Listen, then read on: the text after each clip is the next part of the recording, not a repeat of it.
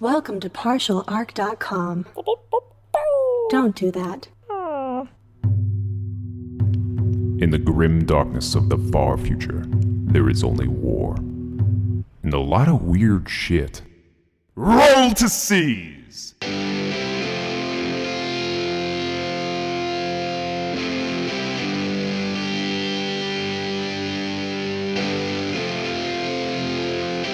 Welcome to Roll to Seize. This is episode 49. I'm your host, Jay Jones, and I'm joined by my co-host and Warhammer enthusiast, Andrew Dickinger. I don't know what you're talking about. I don't like this game. You don't like this game anymore? Dumb. No! I'm going over to... yeah, think of another one. Um, Go on. What's that World War II one? Oh. Bolt Action. There you I'm going go. to Bolt Action. Damn it. Do they have their own black library? Is it just a regular library? It's where the Nazis took all of the stuff from all the other cultures and Oh my appropriated it God. and threw it into one place. Jeez. So it's kind of like that warehouse from where the Ark of the Covenant is stored? Yeah. You know, the new one, the new Ark of the Covenant. They made a new version of the Ark of the Covenant. That's they what found you the do. old one. It killed a lot of people with ghost powers. They obliterated it, and then made a new one. I mean, they had to, right? Yeah. Because they couldn't use that one. They couldn't use that one. It killed so many people, and they tried to destroy it the first time around. I think they exterminated the planet it was on. But wasn't that planet Earth? 'Cause Yeah, we're you know, talking about real life. Terra's had a lot of rough patches. Well, it's been another month that has anyways. gone by, and Warhammer things have occurred. Not that many, though. It's been a little bit quiet month. Yeah, there's been just a trickling of mainly Kill Team. Yeah, Kill Team, I will say, I guess that is the big Warhammer 40K-esque news, is that Kill Team came out. Yeah, I mean... Or it's coming out. It's coming out. Maybe it's out right now. No, I think pre-orders haven't gone up yet. Potentially. Time is weird for us. We've explained It's this. very in the library. wibbly-wobbly, Yeah. yes. I mean, if you don't know what Kill Team is, it's essentially, I like to call it micro 40K. Ooh. So you take regular 40K and you reduce it to just like a few squads, but then you can really customize the shit out of each guy. Isn't it really like, it's more or less like one squad, right? Isn't it just like one squad of like 4 to maybe 8 people, depending? Depends on the army. Oh. Like Death Watch will definitely be like one kill team. Yeah. Because they're so expensive. But there are like, even Guard would be like, you could have multiple units and You have stuff like that. couple different buddies, But couple really, pals. yeah, but I mean, you wouldn't really see beyond like 3 probably maximum, and Yeah, that's maybe. like the cheapest possible squad, I would think. But yeah, it's meant to be, you know, the nitty gritty down the tunnels fighting squad to squad instead of galactic planet wide destruction nonsense. It's neat because it's like kind of like the battle on the smallest scale, where it's, you know, where we have units trading blows like really quickly, while this is like you're really kind of zooming in and slowing down the action to see how that one unit decimated another. Yeah, and as opposed to having the use of a unit matter and dramatically alter the course of a game, you know, it's what you do with the singular models that, like, hey, say have a special weapon or something like that. Yeah. That can change things. And the fact that it could open up the doors to like more people joining the hobby, right? Because it's hard to get into this hobby to be like, hey, you want to play Warhammer 40K? All right. Do you have $2,000 that you want to buy an army with right now? Yeah, I don't know if it's that It's not that expensive. It's but not I that guess expensive. I'm trying to think, like, with all the models, with all the books, with all the paint, with all the modeling stuff. Here's the thing. It's very expensive. It's not $2,000. Yeah, I would say like an investment of like $600 is like a decent army, but you know, then you never stop there. Whereas this is why I call it micro 40K. I mean, it's just like you can invest just a few, maybe like $100 into Kill Team, and then if you just want to play regular 40K, you just scale it up. Yeah, there you go. And it looks pretty cool. I'm very interested to see how the rules go. But it could be a fun thing, especially for the time, right? Like, it seems like they really say you can get in a game in like 30 to 40 minutes, which is like, and like probably like a well played out game as compared to 40K, which is like, unless your game went horribly wrong, a 30, 40-minute game of Warhammer 40K is almost impossible. Or horribly right. I mean, yeah, you could have just had like a game where you steamrolled somebody and it was that quick. But or you got obliterated off the table. But it's uncommon. But the thing that I'm actually most excited about with Kill Team is the fact that you can like really get into the individual model customization. Yeah. And that's where like painting an entire army, quote unquote, or squad, you can like the time invested, like you can really get out of it, because like when you're painting a whole army, unless like you're doing it over like a year or years in some cases. Very time-consuming. Like for some of us, like me especially, it's so time-consuming, and you'll probably on a few models, especially with large groups, cut corners a little bit and like just move on just because you want to get the army painted. Yes. While with Kill Team, like you can really invest in those like 4 to 8 models. Yes. Which is really cool. Yep, it just allows you to get down into the down and dirty with the models and actually make them look really spectacular. Oh yeah, and not have to spend years to do it. That's true. Very nice. So Kill Team, and otherwise, I think that's pretty much it for all the news. No Space Wolves just yet. No orcs. We'll see. We'll see what August holds. I've got a feeling the next time we are transmitting out of the Black Library, there will at least have been some news beyond about the Space Wolves and Orcs. Beyond Wrath and Glory, there's definitely going to be some kind of reveal. That's true.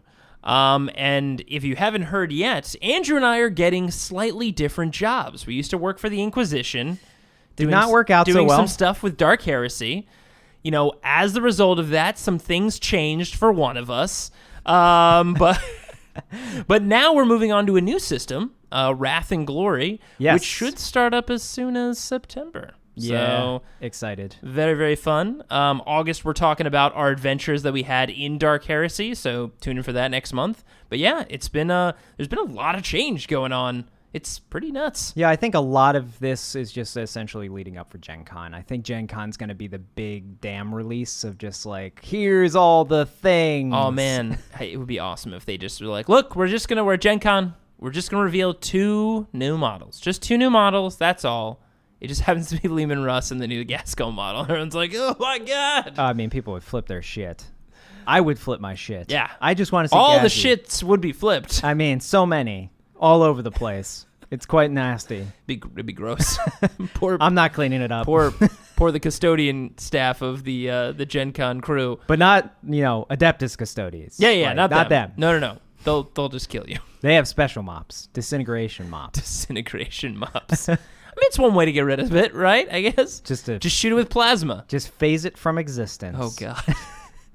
All right. So that was kind of our talk of what's going on in the news of Warhammer 40k and the new releases. But now let's talk about our favorite segment, Seizes of the Month, where we screwed up in a previous tournament and we talk about it so that hopefully you guys can learn some lessons from our stupidity. Yeah, don't make our mistakes. Yeah. There are many. You're bound to make some because there are so many. Yes. Oh, yes. Now, I will fall on the sword this time. Oh, I see. And make you go first. Huzzah! Misdirection! You looked this way and then I stabbed you in the heart. Magic. Jerk. Yeah. Well, the first C's we're going to talk about is actually from someone I played against and is a fan of our show. Ooh. And he wanted to talk about how this C's is something that I told him not to do, and he did it anyway. And it was a real bad choice. You jerk. So I was playing against... Nah, we like you. Yeah, we like you a lot. I was playing against a guy who was mainly a Blood Angels player, but he had...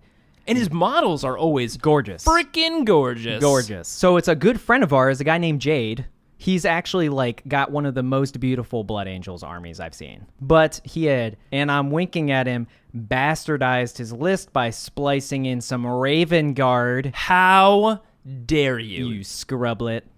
But scrublet? That's a thing I say. Is it a thing?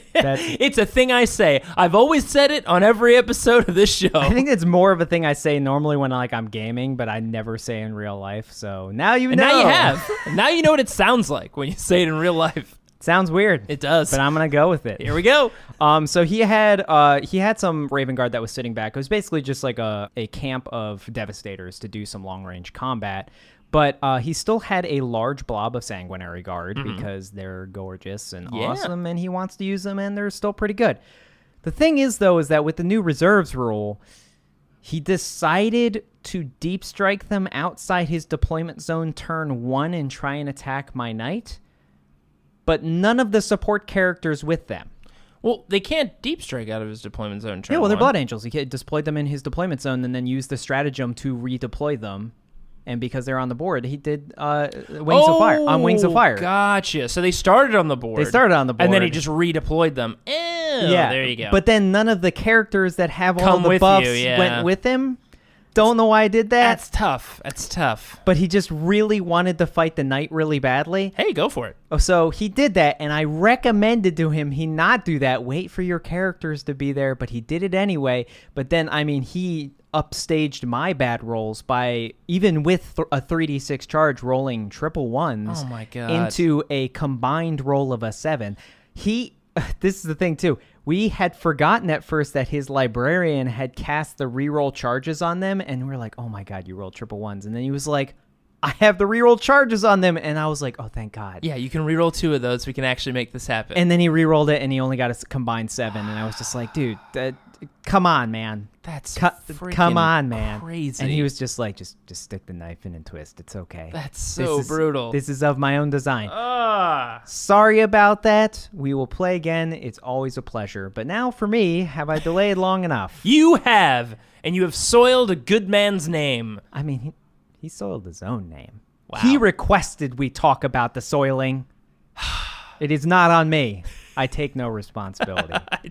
I take no responsibility, sir. But yes, he's a great player, and his army is fucking beautiful. It's smashing. Those wings on the Yes. Sanguinary Guard, incredible. If you're curious, he had done some conversions with some of the Age of Sigmar Sigmarine units. Yeah, with the wing guys. With the wings. I think they have the spears or something. I don't know them Some very have well. the spears, some had the bows, but then got converted into having the guns and blades and stuff. Very cool. Yeah, very cool. But yeah, so I did not do so great in the last tournament. What? A lot of it was definitely bad choices on my part. And a new army. That's important. Yeah, well, 2/3, half of it was new. Fair enough. So I was. That's not a small amount. I was still using Deathwatch. I am, fully completing my Deathwatch army. I want that to be ready and fully painted for LVO. And they look everything. great.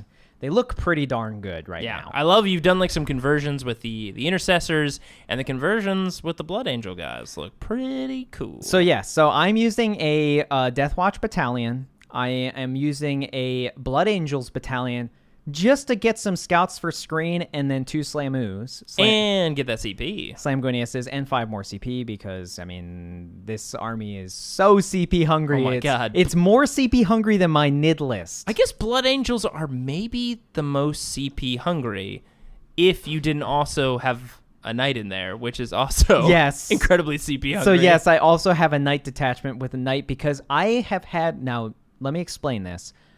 It's not like I didn't play Imperial since 4th edition.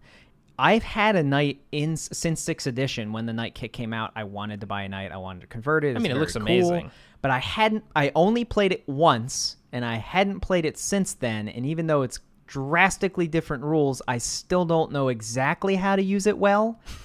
I used it okay. I'll say it wasn't bad. It was okay. There you go. It was just okay. Just okay. I'm using the Knight Gallant, which is the double melee weapon close combat knight, which is so fun. And he hits on 2s. Hits on 2s, 5 attacks, it never degrades. Oh boy. So he's very fun. Most of the time I was giving him the Paragon Gauntlet, which is the auto 8 damage gauntlet, no minuses. But actually for the future, and this is for the fans, I'm probably going to give him the Helm of the Nameless Warrior from now on. What that is a relic that adds 1 to his hit rolls in combat, which means he does not degrade in combat until he's at 4 wounds remaining. So, he's hitting on 2s the whole time. Wait, is that... So you don't give him the Paragon? Okay. Oh, so then I guess it bypasses the Paragon's need... For the -1, because it just gives him a +1. Oh. So it's basically... I see what you did there. You're losing the extra 2 damage from the Paragon, but it's giving you the same... cares? Yeah, it's giving you the same effect. Same effect with...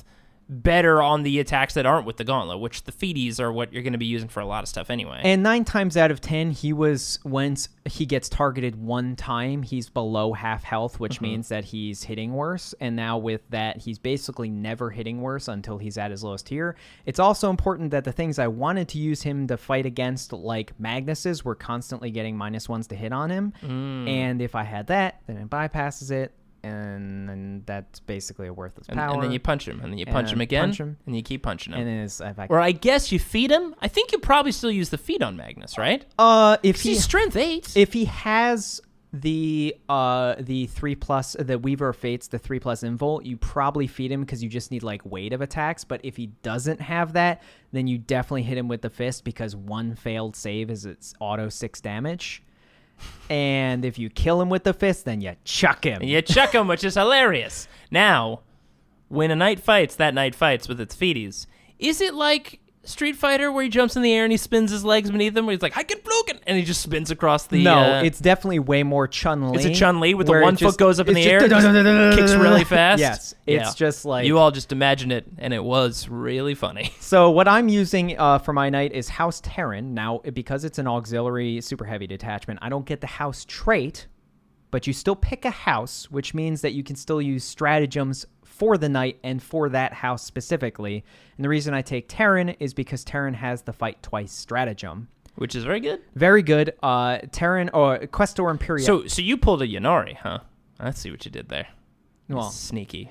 Well, here's the thing. Sneaky trickster. It's even more... There's also a little bit extra in there, which is Questor Imperialis, not Questor Mechanicus, but Questor Imperialis also has a stratagem that when the knight dies, as long as it doesn't explode, you can immediately fight another time. Oh, man. That's a lot of fighting. So with a knight like that, it's fun times. Because also with the stratagem, and correct me if I'm wrong here, that lets it fight again, it's not the end of the phase. It's immediately. It's immediately. Yes. So you can run into something and you're about to die, and you will fight first because you charged it. Then you can do CP and you can fight it again. And then if it kills you in return, then you can fight one more time. Yep. That's so ridiculous. Well, and the best part about their fight twice stratagem, specifically with House Terran and how it fights immediately, is because it's your turn and you decide order of operations, it bypasses their interruption. You can fight twice before they can interrupt with 2 CP.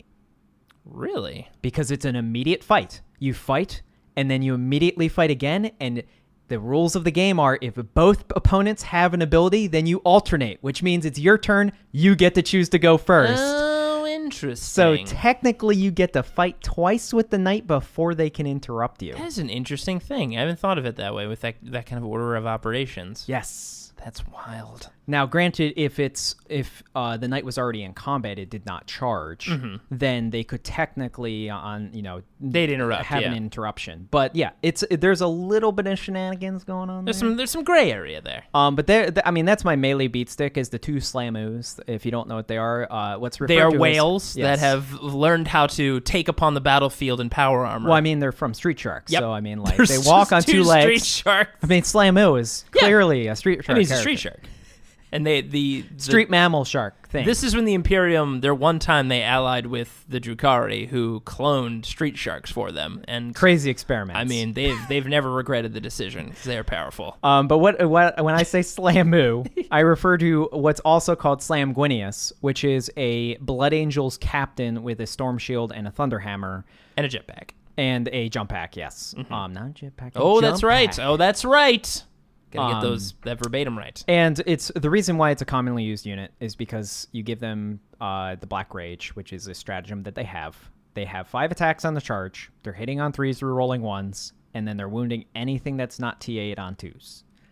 With an auto 3 damage, -3 AP weapon. Pretty good. And then they have a stratagem that can give them D3 additional attacks. They also have a stratagem that allows them to attack a second time. And they also have a stratagem that allows them to attack again after they die, which means that if you haven't used your attack a second time, you can come back after they die and then attack a second time and then die. I mean, it sounds good.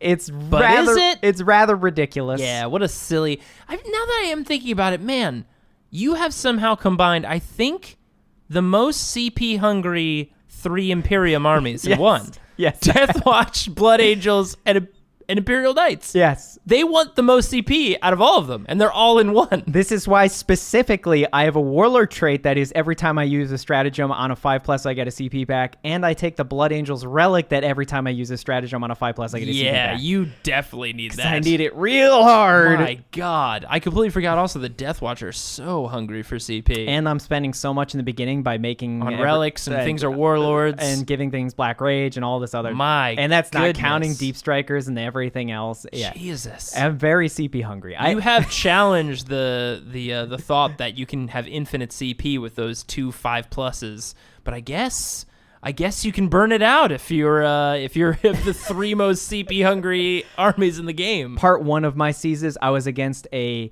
World Eaters / Thousand Suns list. Yep. And he had the ability that on a 6+, whenever I or he uses a stratagem, then he gets a thing back. And he started the game with like 15 CP because he got so many off of my initial uses. Of your initial uses of it. But then I still outlasted him on CP because of the 2 5+. 5+, man. It's amazing.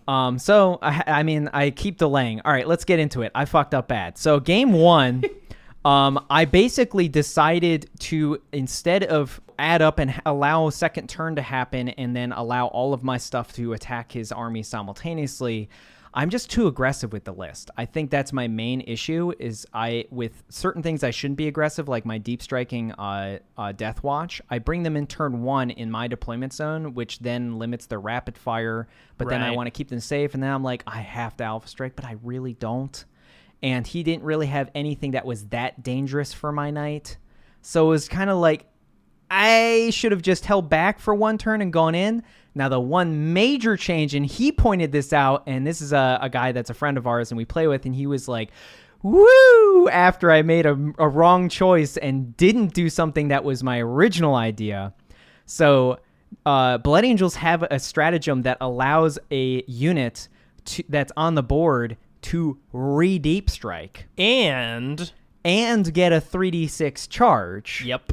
And so with the Slam Moo, you can throw him into the back lines and get a 3d6 charge and re-roll one of those even with a CP. And you can give him D3 extra attacks. And D3 extra attacks and all this nonsense. And he left just a big enough gap behind Magnus. Now, he did get the 3+ invul on Magnus, but he didn't get the -1 to hit on Magnus. Which, I mean, you're going to fail a couple of those saves because the Slammo is going to put out a bunch of attacks. And then if I fight and then he fights, if he kills me, then I fight again. Which he's like, no, don't kill him. And then fight again. Yep. If he doesn't kill me, then I fight again and then fight again. So, like, I had the opportunity to go into his back lines when he didn't have the -1 and almost guaranteed charge his Magnus and kill Magnus right off the bat or seriously damage him.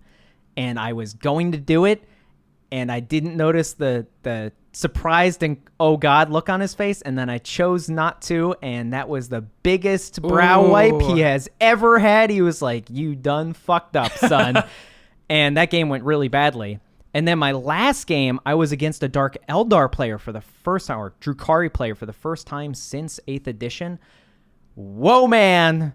Dark Eldar or Drukhari are real strong. Now, what's really ironic is this is the first Drukhari player I played. So if listeners remember, I think it was 2 months ago at this point, yeah, when I first encountered Drukhari in this new edition with my OG Craft World list before it got just smashed apart by the FAQ.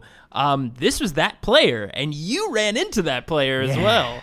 Now, granted, he rolls 6+, feel no pains like it's his job. He has a magical power. His own special Warord trait is that he can't fail 6-up, feel no pains. I mean, it was at least like a third of the rolls were 6-up, feel no pains, which is like he basically had disgustingly resilient, but not crazy. But it didn't matter. Crazy good. But my priorities were just really out of whack for that game. Like, sticking my my last cannon battery in a place where then they couldn't do melee, and then not having my knight on the board, which, like, he just had like a few haywire things that nothing really could challenge it. And even his Ravagers had Disintegrators, which if I had the Warlord trait with a 4-up invul, I could pop Ion Shield on him. If he's using Vect on that, great. Like, that's 3 CP gone from his list, and I have a 4+ invul anyway. Yep. So it's just like compounded bad choices on bad choices, and yet again, we're seeing a theme here.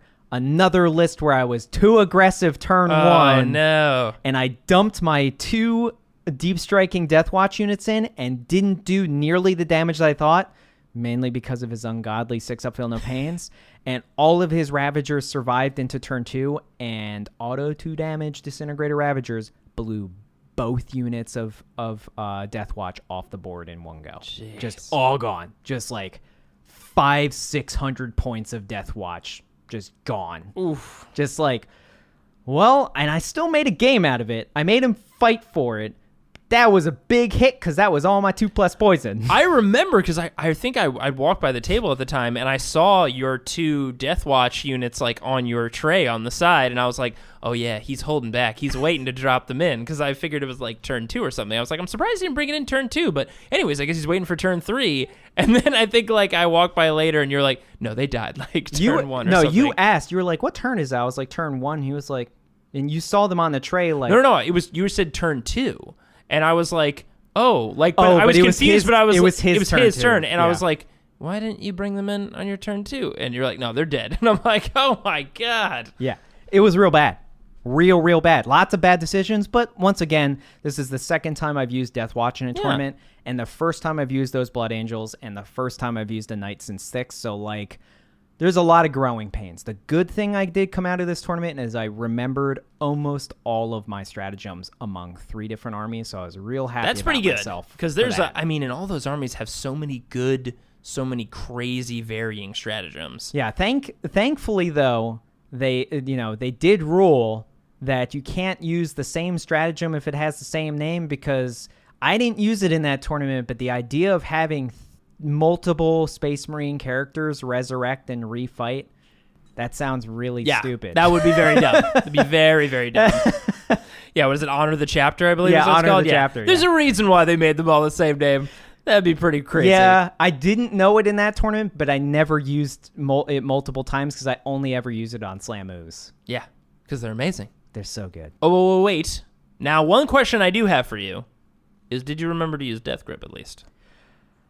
Unfortunately, What? I only got to use it once. Okay. And it's because it's actually harder to maneuver a Knight, so it's also touching a single model unit. Right. Because a lot of the times you have to make holes. That's true. I was thinking about, like, yeah, you can't just use it on, like, a single grotesque or something like that. I'd be like, haha! The only time there was a point of contention and we didn't know how to treat it, is it a single model unit in the moment, or is it a single model unit to start? Oh, I would think it's in the moment. It's a single model. Because, like, yeah, you could bring a unit down to, like, one guy, and then you just pick up that one guy and you just squish him. Yeah, I don't know. We didn't know the answer. I guess that is a good question. We didn't know the answer to it. That is weird. So it was like, I don't know. But yeah, I mean, I did get to throw multiple Talos, which was so much fun. That's pretty fun. Yay! Just giant, like, smash I was into like, something. man, that Archon's got a nice, shadow field save. It'd be a shame if a Talos came flying at him. Or even, yeah, if you pick up an Archon, he's like, haha, to a bimbo. Oh, no. And just crunch him and just throw him. Well, I you guess can't throw him. the Archon, Isn't a but- monster. yeah. But imagine if you could. Wouldn't it be fun? I mean, I feel like it would be like a stain, and more like a Yeah, spray at that point. it would just be like, yeah, he's just throwing confetti on, like, another unit. All right, Jay. Well, that was my seizes. Lots of them. How did you do? Well, Better, I hope? I definitely screwed up. That's for sure. And I've got a pretty big seize. This was my middle game of the day. So it was a 3-game tournament. And I bookended pretty decently. I had a really good first game, really good last game, but my middle game, my second game, ooh boy, Shit the did bed. I get wrecked. And actually, this is the first time in 8th edition that I've been tabled. And I got tabled that game. Now, it was like this, I was not aware of this on the drive home. this was the 6th turn, I believe. It was like the very end. But like I fought that game to the bitter end. But yeah, I got tabled. But it was a really good game. Like I had a really good time. It was a lot of fun. A player that you and I have both gone up against, who now I guess I also have a bit of a vendetta Damn against. you, Jason! Jason's a great player. Buddy of ours at Game Empire, where we play. He's got primarily it's Adeptus Mechanicus. He's got some guard sprinkled in there. He's Yeah. got a knight sprinkled in there. It's Questor Mechanicus. It's a Questor Mechanicus. So I guess it's not exactly Imperial Knights. Well, it's Imperial Knights, but it's- it's Mechanicus. But it's Mechanicus. They're Knights. sworn to the machine god. They are. They very much are. And I guess those guard are too, or the conscripts that are hanging out in that army. Either way, it's a really cool list that he runs. he's a really talented general and just an all-around great guy to play against. Well, he's been, I mean, we've fought now 4 times, and I mean, he's just been perfecting this. He's been tinkering mainly, and tailoring this list over many, many tournaments, and I guess over the bodies of us every single tournament. I mean, he's just stepping over our corpses. Thank you very much. I learned one new thing from that. But yeah, he's a really great player, and it's funny because we use the Best Coast Pairings app when we play, and I had learned what my matchup was going to be before the second game, and usually between the first and the second game, with typically like all-day events, usually have lunch between the first and the second day. Yes. And I remember knowing that I was going to get paired with him, and he was, we were all hanging out having lunch, and I was looking at him, I'm like, oh man, there's no way I'm going to win this game. And he's like, why? And I told him my list, and I knew his list. And the fact of the matter is, his list is almost the perfect counter to my list. 3 Dune Crawlers alone Yep. are such a hard counter to 2 of the major pieces in your list, your Flyers and your Wave Serpents. Yep. And it's just like... Both of those Dune Crawlers like crush those things. And both of those, the Wave Serpents and the Flyers, are in there to be durable. The Flyers have that -2, so you can't really hurt them very well, and the Wave Serpents are just tough as nails. But the Dune Crawlers are almost perfectly designed to kill both of those units. Yep. Even with the -2, because the Dune Crawlers, I think they get a +1 to hit, and then they also have this stratagem where they can pop, and if they have data tethers or something on there, they get another +2 to hit. So specifically their weapons, he had the Icarus Array Dune Crawlers, which have a -1 against everything else, but they have a +1 to hit against fly. Which there are a lot of in the game. Yeah. And I mean, that counters at least one of your -1s on your Flyers. Yep. So then they're only a regular -1, and if they have an enhanced data spectrum or a data tether, depending on the unit, you can give +1 or +2 to BS. So they basically just counter it all together. Yeah, and they have a 2-up to hit, basically. Re-rolling alls. Re-rolling alls, because Call is there! Because Colisarius Ball. And Colisarius, the baller of the balls, is basically... He lets you re-roll anything. So it's not just you re-roll misses. He has that unique ability where he lets you re-roll anything. It bypasses the normal restraint that rerolls have to modified rolls. Yeah, because typically we have these things in the game called blanks, if you don't know about them, where, like, let's say if your unit normally hits on 3s, and you're shooting something with a -1, which means you roll your dice, any 3s that come up, they count as being able to hit, because your model can hit on 3s. Yes. So if you have reroll mechanics, like with a, G-Man, or Guilliman sitting Space around, Marine Captain, something. they can't reroll those 3s, even though they will result in a miss because the modifiers come after. Yes. So Call doesn't care about that. It's just reroll all shooting, which means that it includes modified rolls. Which, for an army that banks on those blanks and those minuses to hit, he had a pretty good thing that could counter my list. And then on top of that, he had 4 robots, which put out a bajillion shots. And Wrath of Mars. And my army has tons of Dire Avengers and Guardians in it. So he just obliterates all my troops. And then finally, he had a Knight, which I knew my army could not handle. I'm actually completely rebuilding an entirely new list for upcoming tournaments and eventually LVO next year. Turns out Knights are a real deal. Mostly because of Knights. Because Knights are everywhere for a good reason. They're so good. They're so good. And they're so hard to hurt. Like, for me, I've always relied on Dark Reapers to do a lot of my anti-tank and my damage. Now, I only ever had 1 unit of Dark Reapers, and I don't do Ynnari. So, Imperial Knights have this one thing. Yep. It's a unique trait that they have. It's called Everything's T8. Yeah. It's a really good unique trait. And it turns out when the best weapons you have that aren't coming from ghosts are Strength 8. Yeah. Makes it really hard to hurt stuff, including the planes, which even with their Strength 8 AP -4 D6 damage, it's still Strength 8, which means half of those shots are not going to wound. Gonna miss. And on top of that, Knights have 4-up invols that can become 3-up invols, and like... Well, and he was using a 4-troll Knight, which has a base 4-up invol. It just has a base 4-up, which guess what that means? That Knight has a base 4-up, so he doesn't have to spend the Warlord trait on that. And he could get different unique relics, but the relic he gave his Knight was the relic that makes it a 2-up armor save, which, my God, is that frustrating to shoot at, because I have a lot of small arms fire, and my Guardian Blob that I drop down does actually pretty good work on a doomed Knight. If you put a Doom on a Knight, put a bunch of, it's almost like 40 shots almost. It's like 38 or 39 with the Shuriken Cannon. And that with Doom and like rerolling to hit with Guide, like it can do some damage on a knight, but when it's got a 2-up save, well, and then you disgusting. Use the 1-point stratagem Knight of the Cog and give it the Canticles of the Omnissiah. Yep, then it has a 1+. And suddenly has cover, which means it has a 1+ save. Pretty good. Which means you're -2 even with your my Reapers. -2 with my Reapers only makes it a 3-up. Yeah. Which, cool.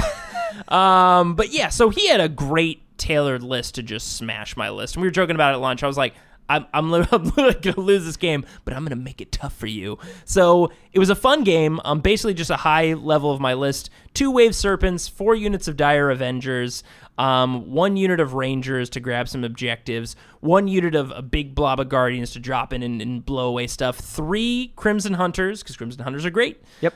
Usually, not in this game, but they're usually very good. And then I had just a sprinkling of a couple other things, but that was generally my list. Big blob of Dark Reapers. Big blob, yeah. 1 single unit of 10 Dark Reapers that I buff with the Bealtan Warlord trait that just lets them reroll all hits, so this way I don't have to worry about like psychic powers not going off. Yep. But it did pretty well in the first and the last game, but against this army, it was a perfect anti-matchup for me.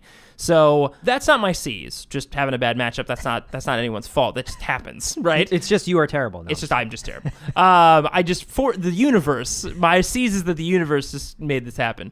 But really, the thing that I screwed up on was knights are everywhere. I've talked about this. They're very popular. I'm literally designing a list to be able to not beat them, but at least hold my own against them. Combat knights. But with everything I know about knights, I didn't realize or remember that knights can leave and charge after they leave combat. Oh, I remember this conversation. I thought they could leave and still shoot. I didn't think that they could leave and then still charge. They're completely unhindered by being in close combat. This 1 point cost me... I don't know if it would have cost me the game because Jason was doing a really good job. But it would have given you a better chance. It would have given me a better chance. And there was a point there where I actually had some decent moves on him, and I had some decent range, because at a certain point he locked his robots where they couldn't move anymore. And I've done this before, and I've beaten Adeptus Mechanicus this way, because he locks the robots, they can't move anymore, and my Dark Reapers stay outside of their 36-inch range, and the Reapers have 48-inch range, and they just stand 37 inches away and just start killing everything. Yeah, I mean, as soon as that happens with the robots, you essentially have 2 choices, because you can't let them shoot 18 shots each a turn. No. So you have 2 choices. You either have stuff that's outside their range that can kill them, or you just tag them with 1 close combat unit, and they're there forever. Exactly. Now, I didn't have anything to get close enough to tag them. He had a wall of conscripts. He had a bunch of stuff. It wasn't going to happen. Now, I killed all the conscripts. I killed 2 dune crawlers. And he had some guard in the back with a couple mortars. But really, the problem was this knight. This knight was coming around on my flank. The night elephant in the room? The night elephant. And I ignored it for the most part because I was like, I don't have anything that can really kill it. And truly, I need to kill those freaking dune crawlers because they have range and they can literally kill almost all the things in my army. And I just kept 36 inches out of the robots and kept using fire and fade, jumping my guardians out, shooting conscripts, jumping back. So I had pretty good defense there. But this freaking knight, this unkillable 1-up knight, is just running around the corner with I forget what the knight is. It's the Cerastus it's called a Knight Styrex. It has a Volkite Chirovile. I think that's the way you say it is. Chirovile, what a name. Main gun. Okay. It's a giant Volkite cannon, so firing like white phosphorus, and then a big claw, and then a crazy 3+ to wound on anything that's not a vehicle, auto 3 damage, 2d6 flamer. Weird. Which only those knights have. This is a Forge World knight. Yeah, it's a Forge World knight. And it was just coming up my flank, killing Dire Avengers, whatever. And then at a certain point, he rounded the corner, and he was like within a move and a charge, like a very easy charge, from my Dark Reapers. And I was like, aha, this is where my Wave Serpents do what Wave Serpents do. And they lock you down in close combat, and they don't die.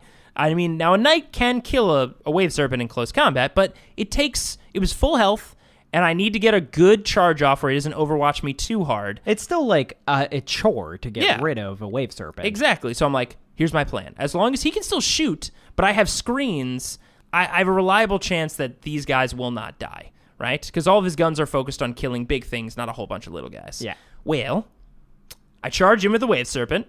He stays alive, like planned. And then he's like, walks out of close combat, gets right up, shoots a bunch of other guys, doesn't shoot my Dark Reapers, and I'm like, oh, cool, great. And he's like, all right, now I'm going to charge. And I'm like, wait, what? And he's like, yeah, I can I can charge when I leave combat. You didn't know that? I was wondering why you're just staying there. And I was like, no! Because Dark Reapers can move and shoot. That's their whole deal. Yeah. Like, they can't advance and shoot, but they can move and shoot, and they can move 6. So, like, I could have gotten them out of there and put a screen in front. Like, I could have done something. But I literally just left them there. Brain fart. And once the Dark Reapers were gone, I had no way of taking down the Dune Crawlers at a distance, or the robots at range, or really a meaningful way to deal with the Knight once he ran out of CP. Like, the whole house of cards just fell at that point. Yep. And yeah, that's all it took. At that point, that I had like Guardians running up, trying to like screen my Farseers and my Autarchs, and like he was just cleaning them up with shots and mortar shots, and then eventually got down to at the end of the game, I just had a Farseer and an Autarch. Autarch was my Warlord, and he killed the Farseer, ran up and charged, and smashed the Autarch, I think, on the last turn, and that was it. Got tabled. Also, another little tidbit that I learned about Knights Ooh. is that when Knights fall back, this is what I was unaware of, and I think this is a layover from a rule from 7th edition and how they moved. So it's very specific in 8th edition. Knights can only pass over infantry and swarms when they fall back. Their normal movement does not allow them to do so because reasons. So they can only do those big steps when they're running away from stuff. Apparently. Weird. So yeah, because that happened in, ironically, the Blood Angels game with Jade, and yeah, I was like, I'm just gonna step over them and go. He was like, no, you can't, and I was like, and we looked it up, and I was like, that is very strange, but that is how it's written. That's how it works. But man, guys, Knights are a thing. They're really great. They're awesome. If you're going to be competitive, you're going to have at least one way to combat Knights. Or even, I would say, even if you just play for fun at like a local gaming store, like guaranteed you're probably going to run into a Knight. Like, first off, they're amazing models. But second, their codex is so good. It's very good. And it's so fun, too. Like, Yeah. even if you weren't playing for competitive reasons, it's just such a fun codex. Yes. Like, you are going to fight Knights. Yes. Because giant robots are cool, and their codex is dope. Yep. So I would be prepared for it, like I wasn't. So, guys, those are our Seas of the Month. And now we'll go into our main segment, accessing the Brown Library.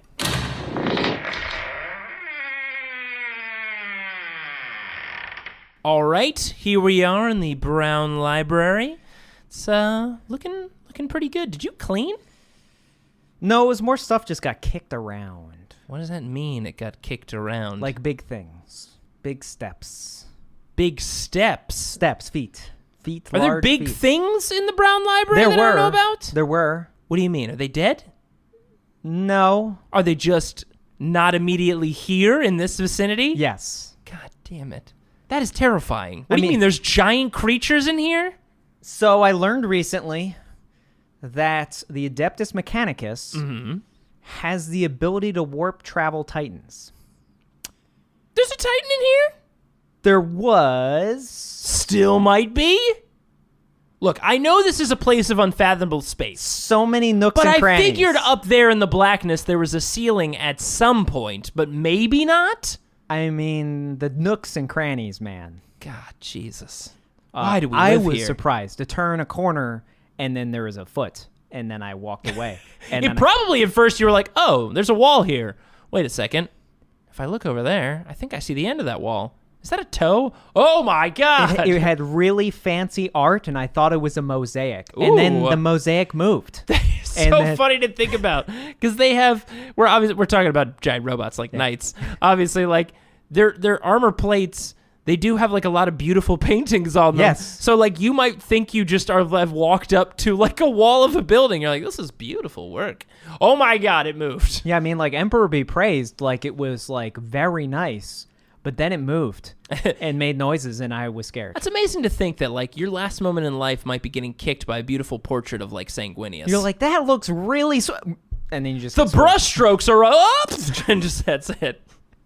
Was your influence Picasso? So if you hadn't picked up on it yet, wink, wink, Heyo! nudge, nudge. We're talking about Thousand Suns, right? No. So yeah, I decided because of the release of Knights, and we talk about Knights a lot, and I wanted to make a Knight list. And Yeah. though I was attempting to make a Knight list that was just Knights, and I mean just Knights from the Codex, not even Forge World Knights. Whoa, what? I decided to bend my laurels a bit and allow some other things to be in here. How dare you? Mainly just a Adeptus Mechanicus battalion. What? And it may or may not be partially related to what Jay was just talking about, and this is salt rubbed into the wound. Yes. I still have not recovered, You're welcome. but I'm so glad that you are going to make me go through this again. Wonderful. Yes. If not live through it once, not twice, but 3 times. Yay! I mean, that's the only way you get over trauma, right? man. To keep experiencing. I have a narrative reason why I need a new army. My entire previous army got wiped. They're all dead, Jay. They're all dead. Good riddance. There was no survivors. There was no reclaiming survivors. They're just all dead. Those damn crafty Mars people. They took them down. So I decided to step out of my comfort zone a little bit with this. I am really, for my personal tastes, if I was building a knight list, favoring melee knights, because for one thing, you really hadn't heard of melee knights since 7th edition, in the sense that like 7th edition had the old crazy stomp. Good old stomp. Which, if you didn't play that, it had a rule that if you rolled a certain result, you just remove models from the game. Yeah, it was basically like Mortal Wounds before Mortal Wounds was a thing. Oh, but it was like way worse. Super Mortal Wounds. It was like you deal 4d6 Mortal Wounds. It was enough mortal wounds to instantly kill any other model in the game Yeah. that wasn't a knight. But let's be honest, though. When you were fighting against, remember that old like Necron thing where it was like a giant unit of Lich Guard that were unkillable with all those characters? I mean- and then you just stomp them all away? Yes, I mean, obviously people took things like that because you had things like Screamer Stars at Zench armies Yeah. that had rerollable 2+ saves. We can't talk about it for too long. All right, It 2D, might- 2D. Too far. Pull Too back. far. We're Pull back in back. 8th. We're back in 8th. Pull It's safe. back. It's safe here. Safer. Yes. All right, so like I said, I stepped out of my comfort zone. I was like, you know what? I kind of want to build a shooty-focused knight list and see what I can do with it. Now, I will say this. What are all these cannons in the night box? I don't know what these are for. Probably hitting things with things that are so large. These It's like, must be baseball bats. I mean, that's just like a tree trunk. You're just smacking somebody with a tree trunk. I mean, that's of what's course. happening. Well, as people know who have sometime listened to us on Dark Heresy, baseball is the most dangerous and combat-driven thing you can do martial art in existence in the Warhammer 40k universe. So I found out the hard way that actually having a lot of Titanic size knights is very difficult. Most of the shooty Titanic knights are very expensive. For instance, just to give you a basic idea, the regular Questoris class knight. So there's 3 classes of knight in the Knight Codex. There's the Armiger class knights. There's Questoris class knights, which are like the mid-tier, the knights most people know. And then there's the Dominus class knights, which are the big shooty platform, lots of guns, double generator, crazy things. Jeez.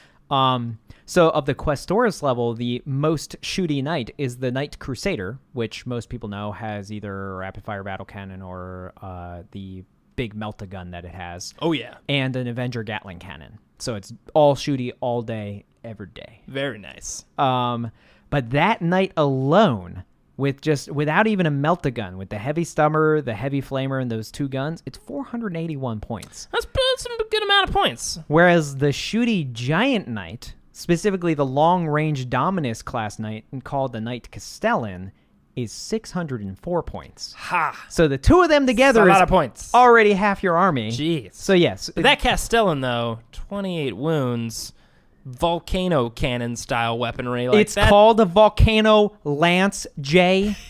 It's not a volcano It is cannon. not related to the Shadow Sword. It is a smaller version, more portable, extra awesome. Ooh. That's right. You shut up. You just made me think of the old Data Slate Fifth Element when he's showing off the gun. Yeah. It's got a laser sight. It's a You want to ignore the little red button on the side. The flamethrower, my favorite. My favorite. But yeah, so the Knight Castellan has a plasma decimator, which is a 2d6 shots ultra plasma cannon, like the highest level of plasma cannon. The ultimate level? Ultimate level is on a Titan. I mean, that's like Warhounds and Super Saiyan plasma cannon? I mean, that's like you're Power level above 9,000? vaporizing not another knight, you're vaporizing a small town. Like Amazing. that's what that is. Do you ever worry, like, we killed all the Saiyans, right? Like, they're not going to come back, right? Oh, Galaxy's a big place. Oof. New Codex! So the Plasma Decimator is essentially a giant 2d6 shot plasma cannon. So the Volcano Lance, I mean, we don't even really need to mention, it's an 80-inch range. It's ridiculous. It's heavy, Just in case you're playing Apocalypse, we got you covered. heavy d6, strength 14, AP -5, 3d3 damage per shot. And you can reroll wound rolls when targeting Titanic units. Hey, So- what's cool about that? Strength 14. So if you happen to be T8, still only 3s. 3's the wound, yeah. Yeah. But it's every That wound. special knight trait, But it's- T8 all day, every day. You say that, but the things that mainly are T8 are knights, things that are Titanic, and it rerolls the wound against things that are Titanic. Ah, there So- you go. There's the special trick. Gotcha. And then it has 2 siegebreaker cannons as opposed to the flamer version, which only has 1. So the siegebreaker cannon is essentially just like a different version of an autocannon. It has the same stat as an autocannon, same range. It's random shots. It's 2d3 shots as opposed to an autocannon's auto 2 shots. Ooh. It is also d3 damage as opposed to the auto 2 damage of a Still, autocannon. 2d3 shots is nice. Well, yeah, because it's a twin siegebreaker cannon. Ah, gotcha. So they're d3 shots each, d3 Damn, damage that's still each. pretty good. 48-inch range. I feel like I forget about those guns all the time on Castellans, but they're like still really good. Yeah, and it has 2 of them, so it has 4 d3 shots from them. So that's pretty good. that's still pretty good. Yeah. It also randomly has two twin meltaguns on its chest Of course. because reasons. Because why not? And then it has What? and then it has 2 of the shieldbreaker missiles. It doesn't have the 4 like the flamer, Stupid but it shieldbreaker still has missiles. 2 of those Listen, missiles you know as and a love. Space Keebler enthusiast, I'm not a fan of those missiles. You mean you don't like the idea of even things like Archons with Shadowfield suddenly having no saves? What is that? Gone. So it has 2 of those. So it's pretty damn good. I mean, it's got a lot of shooting. It's definitely more focused to be anti-tank. And, Well, yeah. yeah. I'd say so. And so, like, that's how I'm using it as, like, the main anti-tank platform now. I would say this knight is more anti-ranger. You know, those little T3 rangers. Now, the houses we're taking, we're going all AdMech with this list. So Ooh. this is all going to be Questor Mechanicus Very with nice. these guys. The Castellan is joined by 2 Armiger Helverins. Which are great. Okay. These things, I don't know why they had to make their guns auto 3 damage, but they did. They just have super auto cannons. Yeah. It's 2d3 shots per Helverin autocannon, and they have 2 of them. So it's 43 shots per Armiger Helverin. Strength 7, AP -1, and auto 3 damage. Like, real good. Move and fire without penalty. Oh, God. Yeah, that's right. So, real good. The ridiculous range. I believe there's 60-inch range. Yeah.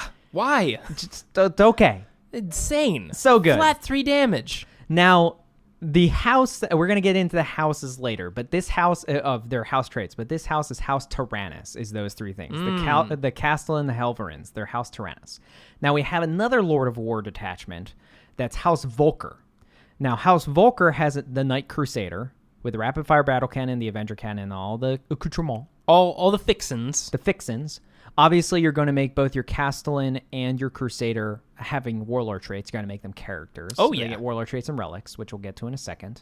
And then in the Volker Lord of War detachment, there are 2 Armiger Warglaves. Ooh. And so these are the ones that these are little fast guys that the- get up in your face. faster close combat versions. They're also keyed to anti-tank, not only with their chain cleaver, but they also have a thermal spear, which is a D3 30-inch meltagun. And I think people are surprised. The little guys move fast. 14-inch movement. 14-inch move on regular old feeties is super quick. Super quick. And they have thermal spears and meltaguns, so they're also key to, like, be Phew. solid anti-tank. Get in your face. Whereas, like, the Crusader with the rapid-fire battle cannon and the Avenger Gatling cannon is sort of like a mix of the 2. Now, what is, like, if we look at, like, the lore of these 3 different knights, like, what is kind of, like, does it scale up? Like, is it, like, Okay. the little knights are, like, baby dukes, and then we got... So yeah, there is an actual tier tree. Now, the Dominus class knights and the Questoris class knights are sort of on the same level with regards to nobility. The head of a house or even the lords of a house can pilot either. Like, there's not like the super shooty one or super close or shooty one is like the highest tier. No, they're basically on the same level with regards to their nobility. Okay, so Dominus is just, it's like a more pimped out Questoris. It's just if you want a knight that's that's almost entirely shooty focused, whereas the Questoris can be either. Okay. So like the Questoris is more like a jack of all trades, whereas like the Dominus is definitely keyed to be like, I want things to not get near me. I just want them to be vaporized at long range. Fair enough. Whereas armigers are essentially nobles in training. So before they get the ability to, because when a noble gets to a certain stage, they have to go through the pairing process with a knight. It's very much like, even though I'm not a fan of the data slate, the idea of Pacific Rim. Whoa. Where they're plugged They got a in. drift? Yeah. So They got a stick fight for 10 minutes. So they do have to become one with the machine spirit in the knight. And the machine spirits in most of the knights, these are like heirlooms. So they're like really old. They have their own personalities and they're stingy a lot of the times. Like they'll pick certain people.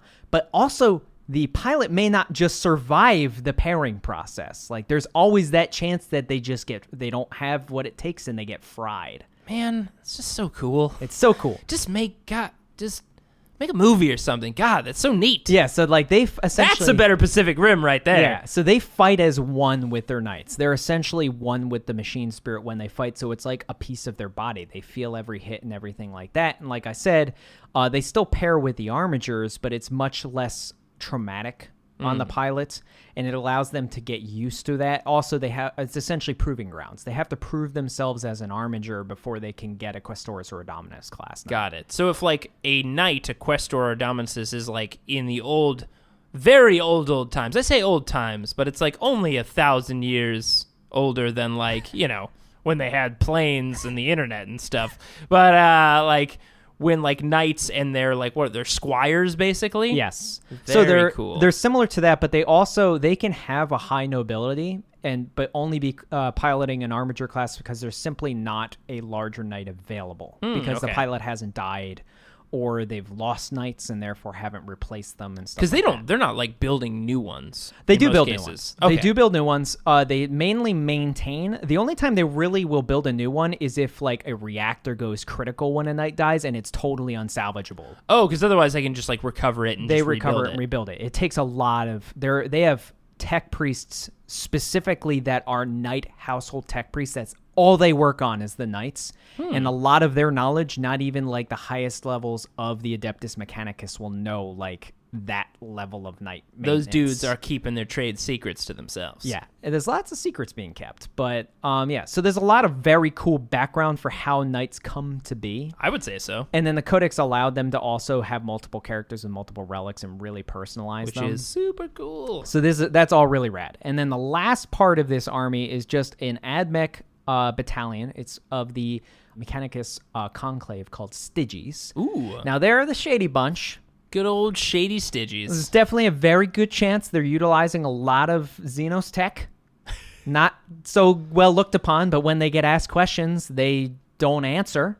Nope. And therefore, a non-answer isn't an affirmative. There's chittering, and they're just like basically crab walking away. Technically, if they're not answering you, they're not saying no or yes, and therefore they are not culpable. Mysteries. When Styges essentially allows, they have like Raven Guard or like Alatok or any of these other groups, they have the -1 to hit from beyond 12 inches from ranged weapons. They also, Styges allows them access to an infiltrate stratagem, which is pretty cool. Which is pretty good. You're not going to use that often with this. Mainly what this gives you access to is 3 troops to stay back and capture objectives. Which is great. Always useful, especially since they went down in cost with chapter approved. A single Skitarii Ranger is only 7 points now. So nice. 3 35-point troops is very good.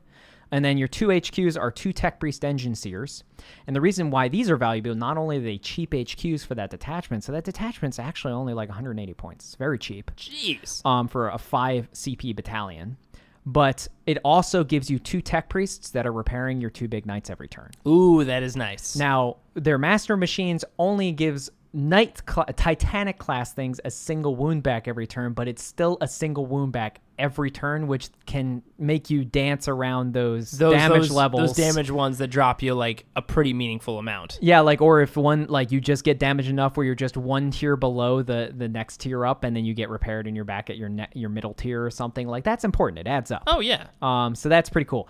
They're also important because these are Questor Mechanicus Knights, which, if Jay just talked about, yes, Mechanicus has a stratagem called Knights of the Cog that allows them to get the Mechanicus Canicles. Yeah, which is really good. They have to be within range of character, but they will be. 2 characters sitting right next to them, hang out, them. just throwing their wrenches at it constantly. Like, fix him! So that's the whole army. Now we get into the cool stuff. Which, by the way, real quick, for people who don't know, let's clarify like what canicles can be. Okay, so you have, I believe it's 6 different canicles. There's the common reroll ones in combat, reroll ones in shooting. One that's only for like really Skitari. They do like bonus mortal wounds when they charge. Would you say that there's one that everyone really likes the most? It's called Shroud Psalm. That one. Everything that's affected by canicles has cover, regardless of whether or not they're in cover. It's very good. Which, once again... On a night, hey! Also, all of your -1 to hit beyond 12 inches guys that are holding objectives. Pretty good. So they don't have to hold objectives in cover because they will always have it. Now, granted, with canicles, if you choose a canicle, you can only choose it once per game unless you use a stratagem, whereas normally you have to roll for it. But you just choose it in the important turn that you really need it. Yep. And then with the firepower that these guys have, you probably won't need it more than once, but if you do, you just use a stratagem and get it again. So I was surprised because I could not believe how much this army started with regards to CP.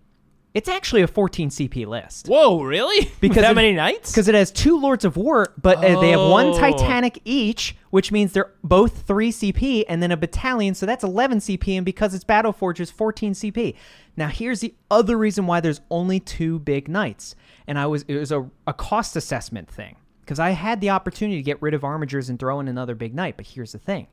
It's actually the most cost efficient to have 2 big knights, because then you're only spending 2 CP to make 1 another character and 1 another relic, versus 6 CP if you have 3 characters and 3 relics. That's true. Yeah, you are spending a lot on that. It's 4 extra CP to get that extra character and relic. So, like, that's actually saving you quite a bit. So at the start of the game, if you don't infiltrate, you're actually on 12 CP, which allows you to use a lot of things. When knights want to use all that stratagem stuff. Yeah, there's a lot of things, and this is where we get into the fun stuff. Ooh, here we go. Okay.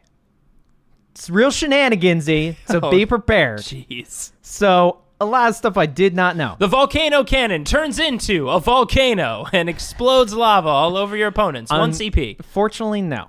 I wish. But sorry, Volcano Lance. Yeah, Volcano Lance. So House Taranis, which is the Castellan and the 2 long-range armigers. Their trait is that for every non-mortal wound they suffer on a 6, it's ignored. That's pretty good. So they get the Black Heart, Feel No Pain. Very nice. On them. They have a stratagem, Jay. It's rather silly. It's 2 CP.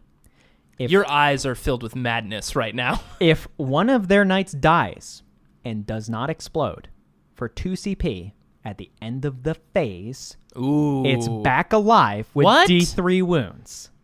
That is as close to its previous position as it can silly. Be. Which means it's an AdMech knight, which means it comes back with D3, which means if you you roll a 3, then you spend and give it D3 back, then have your guy give it another 1 back. But even beyond that, just healing it with Adeptus Mechanicus, if I remember correctly, isn't there a 1 CP strat that lets them operate at full power? Yes. God damn it. That's so ridiculous. So with 3 CP, 2 for the comeback to life, 1 for the operated full capacity, you turn a dead knight into a regular full functioning knight. Yep. Fuck. So if here's the thing. If you don't kill more now I know why Castellan, Questoris, Mechanicus Knights are freaking everywhere. Yeah. Jesus, oh my god. So if you don't kill more than 1 of the House Taranis Knights a turn, that means they essentially will never die. That is... Because, hey, great, you just killed the big one. It's back alive. Wait a second. Is that stratagem only once per game? No. You can keep using the keep alive stratagem? So when you kill it the next turn, you can be like, it's back. I'll read it. Are you sure about this? Our Darkest Hour, House Taranis Stratagem, 2 CP. Our Darkest Hour, or our biggest fuck Use you. this stratagem when a House Taranis model from your army is reduced to 0 runes but did not explode. Roll it, and now here's the thing. It's not guaranteed.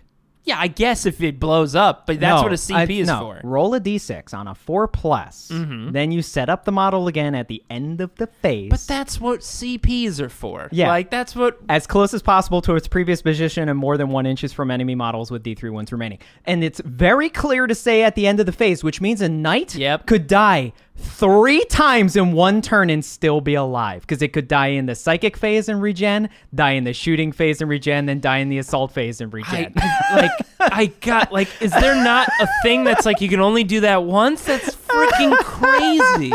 Which, like I said, there's 3. It's only 2 CP. It's 2 CP. Which means, like I said, in House Taranis. And this is the Questor Mechanicus house, right? This is the Questor Mechanicus house. Gee, which means if you don't kill more than 1 knight in a phase from the 3 knights that are here, the knights can potentially never die. That's bonkers. I mean, at least it's on a 4+, but still, G-Man does that all the time. Rerollable 4+. Holy crap. Yeah. Yeah, but he doesn't have a freaking Volcano Lance when he comes back to life. And a 6+ feel no pain against non-mortal wounds. Here's the other thing that's great, because they're all Questor Mechanicus. Questor Mechanicus has a just general Questor Mechanicus stratagem that's when they suffer a mortal wound, you can apply this to them on a 5+ is ignored, and then for the rest of the phase, anytime they suffer a mortal wound on a 5+, they ignore it. So they ignore 6 on 6+s normally, and then they have a stratagem to ignore mortal wounds as well. So that knight is basically impossible to kill. My God. Now I know. I'm like, why so many Castellan Questoris Mechanicus? And this is why. Yep. God. So for its Warord Trait, this is a TBD. I leave this as a TBD because it's essentially you choose this when you use a stratagem, and it's depending on what you're fighting against, because there's lots of good Warord Traits. Now, obviously, the 2 best ones are you get an extra attack, which is really good, or you just have a 4+ invul save, which is also really strong. But House Taranis also has one that's rather amusing. Each time you make a wound roll of a 6+ for your Warlord in the shooting phase, the AP characteristic of that attack is improved by 1. Huh. Which applies, he has 8 million fucking guns. He has all of the nipple cannons. He has 4d3 from the top guns. He has the volcano gun, which is the d6 shots. Isn't it already like a -5? It's AP though. -5. It's not going to affect really that one. matter? But it affects the plasma one. It suddenly makes it AP -4. I guess. It makes the top guns now AP -2. Oh, I guess AP -2 is meaningful. Yeah. That is meaningful. Yeah, so like it does. You can give him that if you want. If you want to give your other big knight the 4+ invul save, then you're like, I'll just give him that thing. I mean, I feel like you just give him that 2-up save one, because that's a stupid Well, that's a relic. Oh, that's a relic. That's a relic. That's right. Okay, so now we'll get into relics. So again, TBD. This changes depending on what you want. Yeah, and here's the good thing about Imperial Knights. They have so many darn Warlord traits and relics. Like, you can just go to town. Pick of the litter. And most of them are great. Yes. So there's 3 relics. Sorry. There's 3 relics that this guy can choose, and they're all great. He can choose Call's Wrath, which upgrades the plasma gun, the super plasma cannon that he has, to be automatically strength 8 and 2 damage. Whoa. So it's the overcharged version of the normal one, but it's not suffering mortal wounds, and then still have an overcharged version that's strength 9 and 3 damage. Wow. So that makes his anti-tank gun already more anti-tanky. Jeez. Crazy. And then he can also take the Helm Dominus, which is a Mechanicus relic, which allows him to nominate a unit within 24 inches, and then the 2 armigers next to him would have +1 to hit against that thing within 24 inches. That's pretty good, especially because really all good. those armigers do a lot of damage. And then he could also just take, like the 2+ armor save. Which is just so stupid that exists. You could just take that. Or he could take, he also has a 5-up invul save in combat. There's like lots of things you could take. Oh, man. It's pick of the litter. Okay, now let's get into House Volker. This is where shit hits the fan. The Taranis stuff coming back was bad enough, but when I tell you what this fucking Gatling gun does, you're just gonna pop your fucking eyes out. Turns into 15 demons. Okay, so House Volker's trait is that as long as they're targeting the closest thing to them, they reroll 1s for shooting. Pretty good. Which for them, they have lighter ranged weapons, and especially with the armigers with the melta weapons, they have a 14-inch move, so a lot of the time they're going to be able to maneuver to be the thing they're shooting at is the closest possible unit. So they're re-rolling 1s. Screens are important, folks. Yeah. Can be useful. Well, screens Where we're going, we don't believe in I screens. knew you were gonna say that. With the pause after screens, I was like, here it comes. All right, so his Warord Trait, again, is TBD. There's lots of good ones. The Volker Trait is all right. It's not the best. Its wound rolls of 1, 2, and 3 always fail against him. That's fun. It only really matters with the things that are above strength. I mean, you gotta look out for those 1+ wound rolls. Am I right? Am I right? Am I white? Am I white? I think the Taranis. Succotash. I think the Taranis stuff cooked your brain a little bit. Yeah, it did cook my brain a little bit. It's about to go to an 11. But yeah, 1+ wound roll. That's a pretty good wound. Yeah. I believe that always fails, GW. Yep. I think you could have just said 2 and 3. Yeah. So like the 2s and 3s will only really matter against things that are But that's still anti-tank good. weapons. But there's a lot that you want to throw at those knights. Again, not bad. It would be fine if like you were like, the Dominus needs the 4+ invul. Just give him that. That means that anti-tank weapons are actually not great against it. What that really stops is the thing that knights fear the most, which are witchblades that always wound on 2s. That's right. Little elves with their feet. Yeah, you're not wounding on 2s Stabbing and 3s anymore. Poking their toes. Bitch. Yeah, that'll teach him. All right. Here's where it gets silly. So there's only one relic that actually really makes sense on this guy. And it's for his Avenger Gatling Cannon, and it's called Endless Fury. Oh, I know about this one. It's Okay. a goofy one. So Endless Fury, if you don't know what this is, it's a 14-shot instead of 12-shot Avenger Gatling Cannon. Already good. Strength 6, AP -2, auto 2 damage. Awesome. Each unmodified key, Yep. unmodified hit roll of a 6 causes 2 hits instead of 1. Here's where it gets silly. House Volker has a stratagem. It's called Saturation Bombardment, and it's 1 CP. Is this where if you roll 6s, stuff happens? Use a stratagem in your shooting phase before choosing a House Volker model from your army to shoot with. This is the best part. It applies to all of his weapons, so it applies to rapid fire battle cannon as well. Good! Until the end of the phase, each unmodified hit roll of 6 counts as 2 hits, which means with the Endless Fury, each roll of a 6 is 4 automatic hits. Wait, because You have the 2 from the Endless Fury, and you have the 2 from the stratagem. It's from 2 separate sources, and therefore both apply. And they both apply. Wait, is that right? Because what's the Endless Fury for every Every 6? unmodified roll of 6, it counts as 2 hits, and then the stratagem is every So you're unmodified 2 hitting a 2 hit, so you're 4 hits. Oh my god! Which means if you get 3 6s, you've hit more times than the gun has shots. That's so dumb. And it's unmodified roll of 6, which is even better, which means that you can shoot anything that has minuses, and as long as you get a few 6s, like you get 2 6s, it's 8 hits. It's so silly. That's bonkers.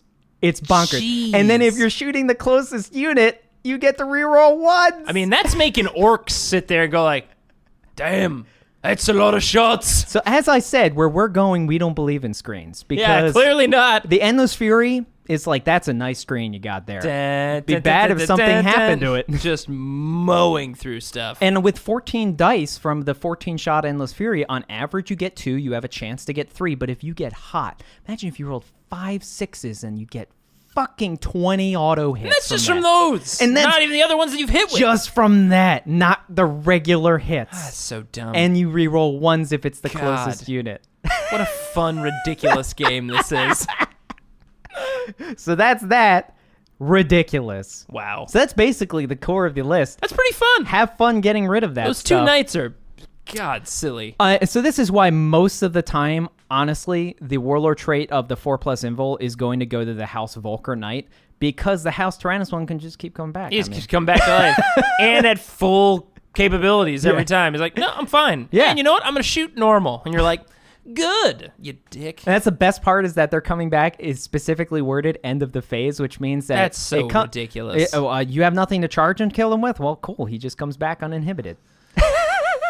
End of the phase. That's that key. That the wording of that is so So that army is, if I played It Knights, exists. I was like, if I played Knights, I was like, man, I have a hard time arguing against this. Man, It's- that's fun. It's really fun, and that thing with that house, Okay. and how it can't die. This is the funniest part. Frankenstein robot. This is the funniest part, is that the most destructive list against Knights currently, as far as just straight anti-tank go, is the triple Shadow Sword list.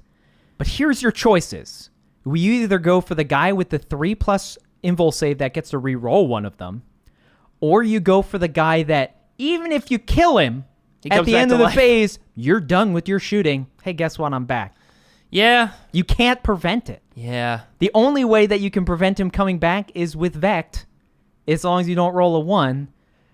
But I don't think they have enough anti-tank to really make that a problem. It's just too much. It's just so much. And they have, like I said, it's a 14 CP list that's going to, because you're only spending it on 2 big knights as opposed to 3. You're saving a lot of CP. It's a 12 CP list. And since this isn't like a close combat heavy knight list, you save it for all the stupid stuff. Yeah, and I mean, like, the most expensive CP thing that you're using is 2. So, like, you're going to use a lot of CP. Sorry, the most expensive CP thing that you would use would be the rotate ion shields for the big knight. Yeah. Which most of the time you're not going to do. Because he just comes back to life. He just comes back, or you just pop the Mechanicus strategy on him and he's operating normally anyway. So it's just like, what reason is there to use that? It's only 1 that? CP, so who cares? Yeah. Jeez. Yeah, so, yeah.